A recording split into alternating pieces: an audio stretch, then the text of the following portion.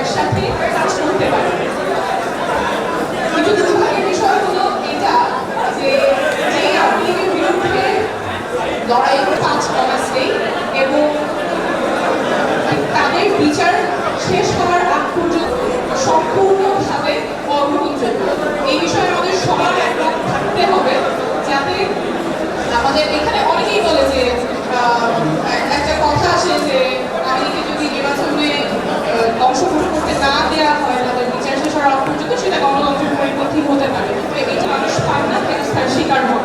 আমাদের পুলিশ এবং গোয়েন্দা নিরাপত্তা বাহিনী তারা যদিও জননিরাপত্তার স্বার্থে কাজ করার কথা, কিন্তু কাঠামোগত যেসব সীমাবদ্ধতা আছে সেই কারণে আমরা বিগত বছরগুলিতে দেখেছি অনেক ধরনের নির্যাতনের উৎস তারা হয়েছে।